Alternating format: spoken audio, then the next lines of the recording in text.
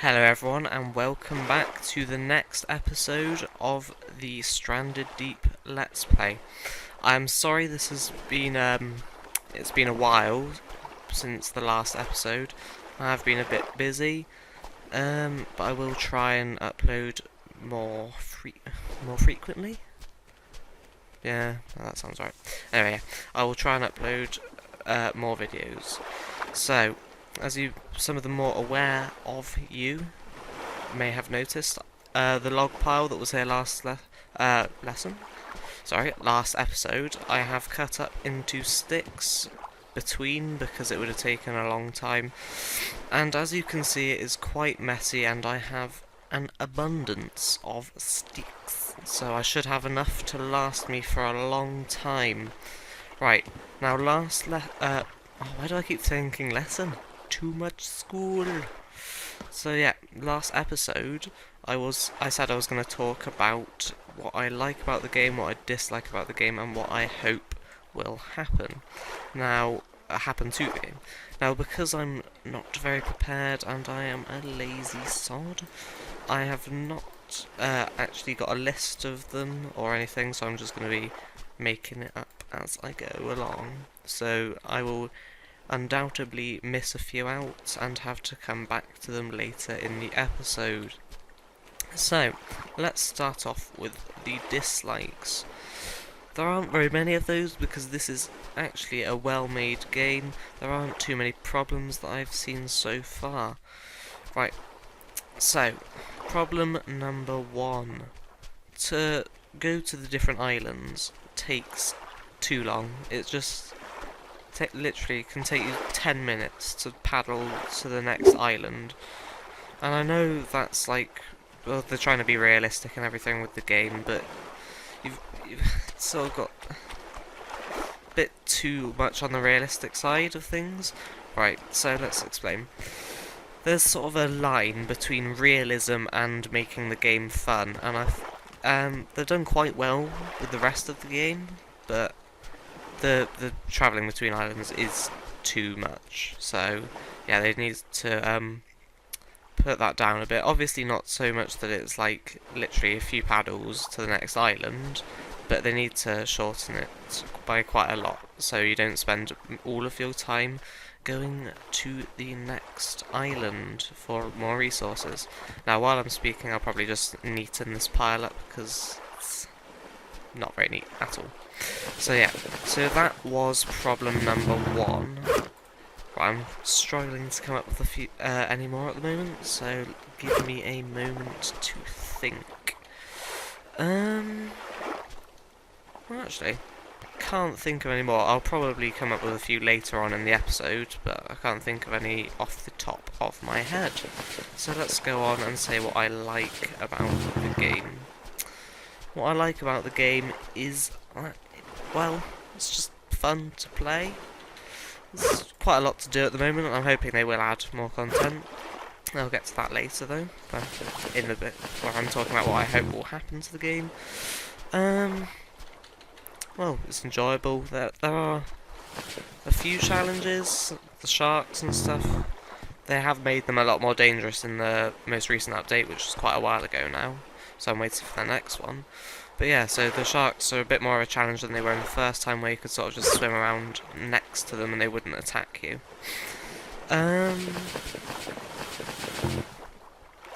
Sorry, I can't come up with anything I like or dislike about the game. My mind is blank. So I've got a bit more for what I hope is going to happen to the game. Thank goodness for that. I hope they will add multiplayer. I know they are planning to do, well, they say they might be able to do that on the website, and in a lot of the discussions I've read, they say they will be doing that. I think that would be awesome, because they said stuff like inter-island combat, raft wars, and that is the type of stuff that appeals to me, because then I can play with friends. It's just all around a bit more enjoyable. And raise the point again, the island travel takes a lot too long, so I'm hoping they'll shorten that. Right, this is one of the main points. I'm thinking they should add something on the islands, like a predator, like a tiger. I don't know. I don't know what goes on Pacific Islands, to be completely honest. It's not my area of expertise. Well, I'm not sure what is my area of expertise, but that definitely isn't it. So yeah, something on the island that you need to be wary of, because, yeah, it's just... I mean, it's a good game, but there's generally not enough threats. It's just sharks, which, as I said, have been made more dangerous in the most recent patch, but they're only dangerous when you're swimming around in the shipwrecks. Well, I suppose they can tip your boat over, but yeah, they just don't seem too much of a threat at the moment, and there needs to be something on land that you need to be wary of as well. Now, another thing, I'm hoping they will create sort of groupings of islands. So you see all of the islands seem to be similar distances from each other.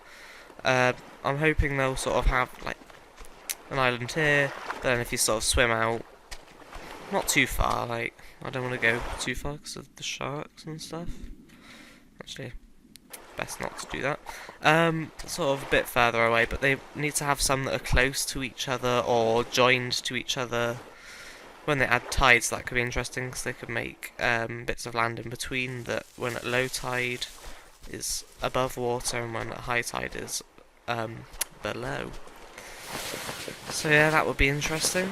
Another thing about the islands is that they could make them larger, because I know a lot of people have been complaining about this, that all the same size, there's not really much difference between islands, except in the amount of trees and resources on each of them. So people have been asking for larger islands where they could make a bigger house, or just explore with more trees, forests, maybe different mobs on the island because of how big it is, or what sort of biomes on it. I know they've also said that they're going to add like volcanic islands and stuff like that, which could be interesting. So yeah, that is mainly what I'm hoping is going to happen to the game. I will try and think of a few more things that are bad and good about it, because I feel like I did not flesh that section of the video out enough. Now, I'm not sure what I'm going to be doing this episode, because I'll probably need to go to a different island, to be completely honest, because I've almost run out of rocks. I think I've only got one left, and to make a fire spit, I need 8. Now, rocks are the hardest to come by, obviously, because there aren't many of them on all the islands. There's only about 5, maybe? Sometimes you can get lucky and get a lot more, but it's not generally how the resources are spread out. So at the moment I've only got 2. I don't know where the other one is. I chucked it around somewhere. I think it was over here. I don't know. But what makes it easier for the rock collection is that we've got a lot of sticks. Like, this is definitely the most I've ever had off one island. It seems like I've got extremely lucky. I'm not sure how many there are, although the buildings do require a lot. I will need more later on, but not at the moment, as you can probably tell. So, not quite sure what we should be doing at the moment. I do prefer to go out when it's daytime, because then you can see stuff better, and it makes it easier to explore the shipwrecks and loot everything. So, yeah, I'll probably wait until then, and then I will be back. So, see you then. Goodbye. Welcome back, everyone. It is now day, as you can see by the glorious sunshine. Oh yeah, that is one thing I forgot about the likes of the game. They have done extremely well, and I mean this, it's like a lot better than most games in the way they've done the lighting in the game. I enjoy the effects of the sun on the water, on the Wasser. It looks beautiful, just beautiful, stunning. So yeah, that is something that they have done well. In I mean this truthfully. They have done it very well.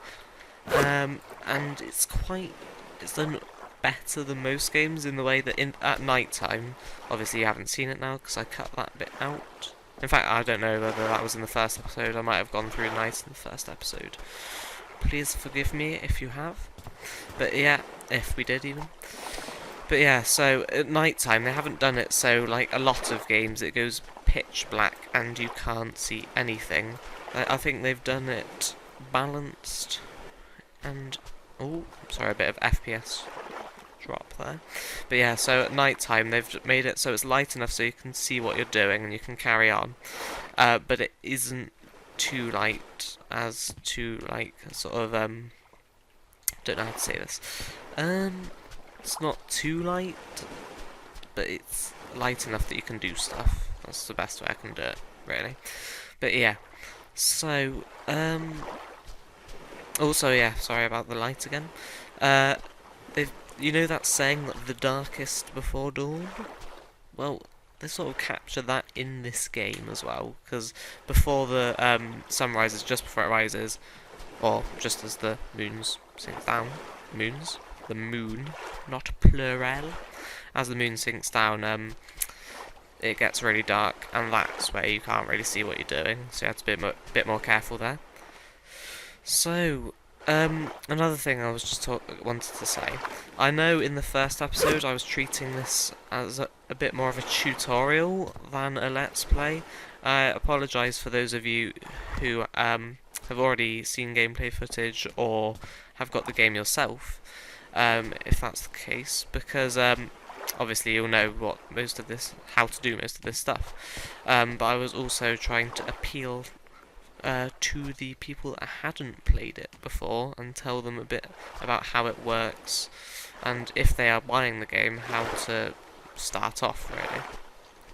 So in that respect, something I didn't show I don't think I showed it last episode, was that you can use coconuts for food by getting a crude axe, or the axe that you can find in the shipwrecks, and chopping it until it turns into a coconut. Now you can't eat the coconut, you have to chop it again, and it becomes a drinkable coconut. Obviously you drink the milk inside, and that will help the hydration. I might have actually done this in last episode.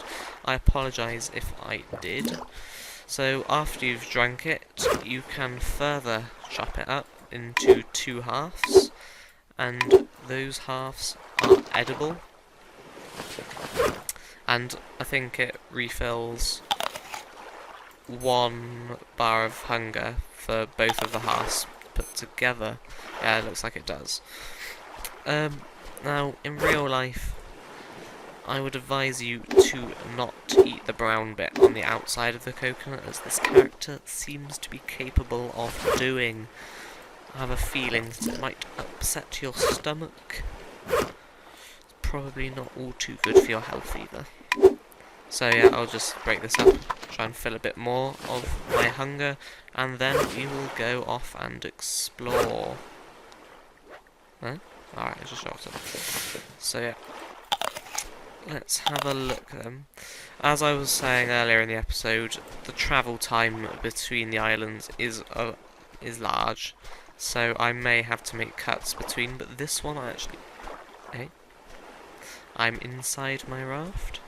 But yeah, this one looks like it could be close, but what they've done is I don't know if this is intentional on their part, but they've made it seem like every when you see an island and it looks close, a lot of the time it is very far away. So if this turns out to be one of those times, I will probably make a cut here.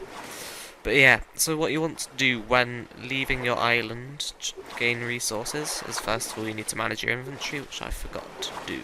So you only take with you what you're going to need, which isn't actually all that much, especially if you're planning on bringing a lot of stuff back.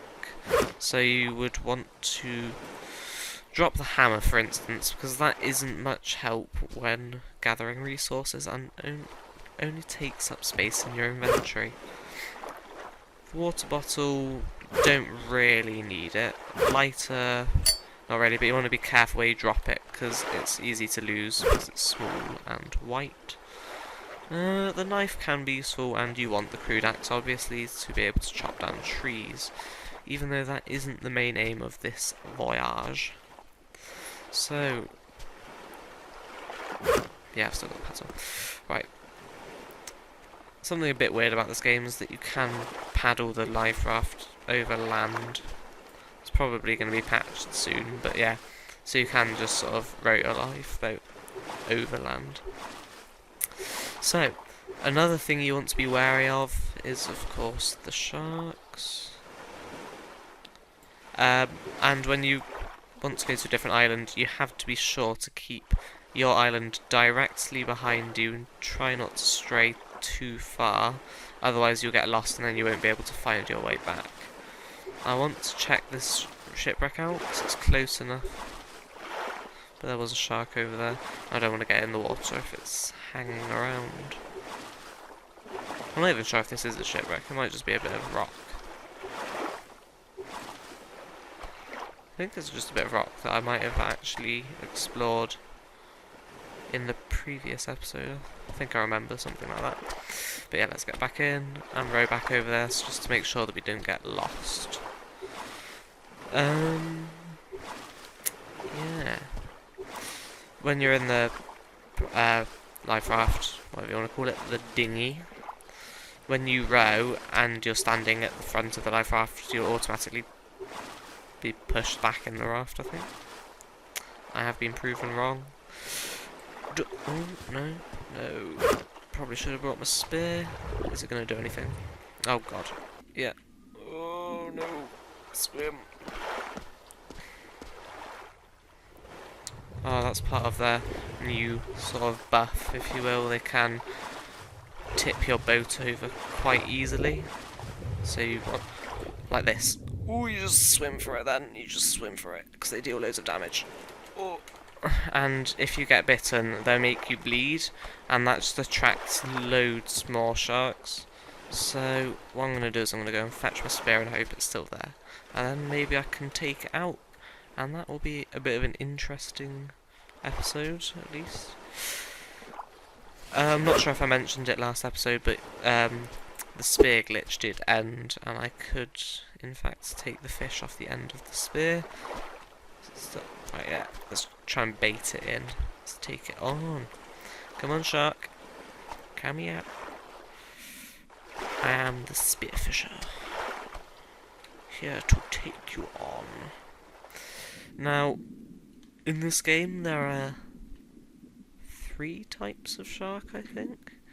There is the great white, or maybe 4 actually. The great white, the reef shark, the tiger shark, and the... is that it? Yeah. Ooh. I think it only goes red when the mist settles down. Well, that's my experience so far. I haven't seen it do it any other time. Did I check this shipwreck? It's a bit off-putting. Makes me worry a bit when the sea goes red. Seems like the slaughter may be nigh. But yeah, so looks like we... oh, maybe we will. Maybe we will. Come on, shark. I don't want to swim in too far, because obviously I don't want to get trapped away from land with the shark in here, but I kind of want to fight it as well. Because if you are careful, they aren't too difficult to fight. You just sort of have to strafe. I don't know if strafe's the right word. You have to hit them at the right time, and when you hit them, it generally makes them swim off afterwards. I don't see any sharks around. Oh, I do need to bring this life raft back in. They haven't got tides in the game yet, so you don't have to worry about it floating off. At least I don't think you do. Correct me if I'm wrong, please. But yeah, so you don't have to worry about it floating off. But you don't just want to leave it there, because you want it easy to locate.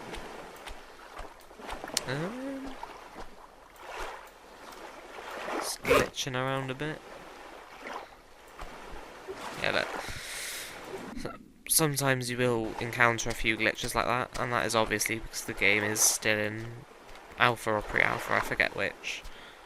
And because my computer isn't too good, we will encounter quite a lot of frame rate drops, which won't affect you too badly because my internet is bad. Also, I have to upload the videos at 30 FPS, so it shouldn't make too much of a difference, although there will be a noticeable frame rate drop for you when I can see it.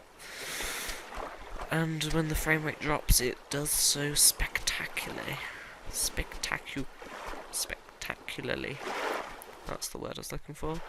Right, so, seeing as we're sort of stuck on the island at the moment with the fog out, that's something I should mention. When the fog's out, you don't want to try...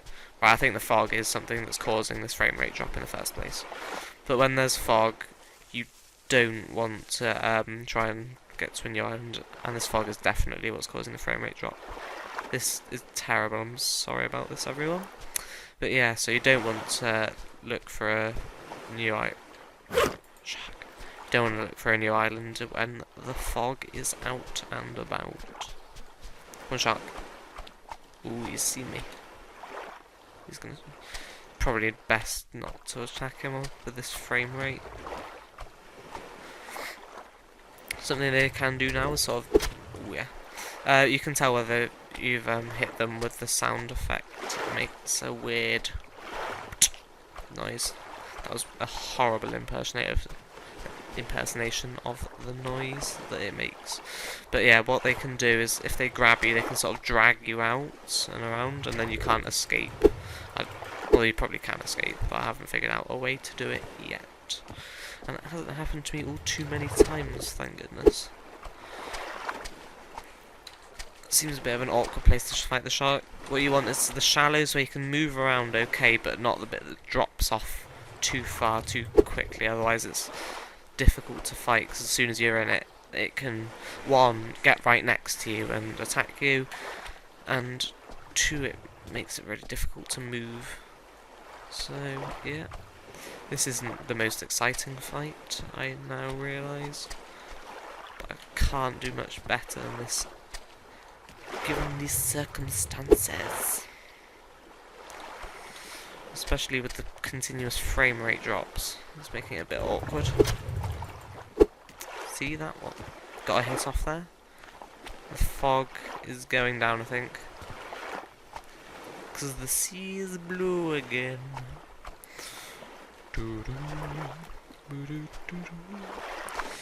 Sorry about that. Just humming a tune off Mr. Bean's Holiday. I'm not sure how long this recording's actually gone on now, so I'll probably cut it off right here, and I'll carry on fighting this shark, and maybe, just maybe, when you come back for the next episode, we will have ourselves a bit of a feast. It doesn't look very likely at the moment. So, thank you for joining us today. This has been Purple Magic Kid, Purple Magic, as you've probably realised by now, because if you are watching this episode, then you will have watched my previous episode, and you will have realised that it says Purple Magic on the thumbnail, and no, it doesn't say it in the name actually. So yeah, thank you for joining us. This has been a pleasure to have you in my humble abode. I look forward to seeing you next time. Goodbye.